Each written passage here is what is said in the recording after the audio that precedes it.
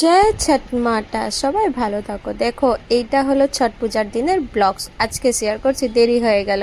সবাই সেজে দেজে দৌড়া নিয়ে চললো ছট পূজা করতে। বিকালের অরগ যে দিতে হবে গো। তো দেখো, সবাই গান গাইছে, গাড়িতে খুব মজা করে যাচ্ছে। তো আমারও না মনটা চাইছিল চলে যাই। দেখো, আন্টি কলস নিয়ে যাচ্ছে বাড়িতে। পুজো হয়ে গেছে। দেখো, আমাদের সূর্যদেব দেখতে পেয়েছো, সূর্যদেবেরই পুজো হয়। তো দেখো, এই যে ঘাটে এসে গেলাম। ঘাটে যে এই যে প্রদীপটা আর এই যে কলসটা, এটা কিন্তু সবাই বাড়িতে নিয়ে যায়। তো সবাই অলমোস্ট চলে গেছিলো, বাট কয়েকজন ছিল। তো অল্প ভিডিও ক্লিপস তোমাদের জন্য নিলাম। এই যে দেখো, সবার ডরা রাখা আছে, সেটা তুলবে। ছেলে মানুষে উঠায় ওদের, যারা ফাস্টিং করে থাকে তারাই ওরা উঠায়। তো দেখো, এই কলসটা এখানে, ওটা ওরা বাড়ি নিয়ে গিয়ে, আর এই যে প্রদীপটা, এটা ওরা দোড়ার উপরে রেখে দেয়। এটা অনেকটা আস্থা আছে। তো আমি যতটুকু জানি, এই যে এখানে দেখতে পেয়েছো, এই যে চানা দিয়ে এখানেই ওরা ঘরটা বসিয়ে পুজো করে।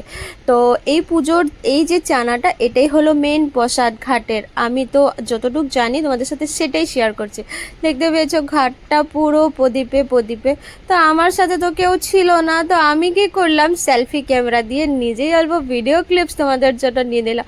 দেখালাম যে দেখো, আমিও গিয়েছি। দেখো, এই আন্টিরা সবাই কলস আর ঘট নিয়ে যাচ্ছে। সবাই সামনেই।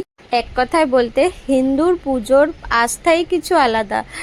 তারপরে চলে আসলাম। দেখো, এখানে আমার ঘরের সামনে আন্টিরা কুশি গাড়ছিল। এটা সবার একটা আলাদা নিয়ম থাকে।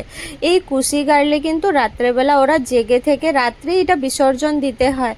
তো যারা যারা এটা করে, এটা অনেক কষ্ট আমি জানি। আমি ছোটোর থেকে, আমি অ্যাকচুয়ালি বিহারি বাড়িতেই ছিলাম, তো একটু একটু রিচুয়ালসটা জানি ছট পূজার।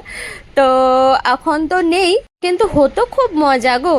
তো আমি এই বছর আমাদের বাড়িরই, আমি ছোটোবেলা যাদের বাড়ির থাকে বড় হয়েছিলাম, তাদের বাড়িতে গেছিলাম তারপরে ঠেকুয়া বানাতে। তো এটা তো পুজোর জন্য না, পুজোর জন্য অলরেডি ওই ভাবিই বানাবে, সেটা আর অন্য কেউ বানাতে পারে না। তো দেখো, তোমাদেরকে দেখাচ্ছিলাম। দেখো, আমি ঠেকুয়া বানাচ্ছি। আমি ছোটোর থেকে বড় হয়েছি, কোনো দিন বানাইনি, এবার ফার্স্ট টাইম বানিয়েছি। তো যাই হোক, খুব মজা লাগলো।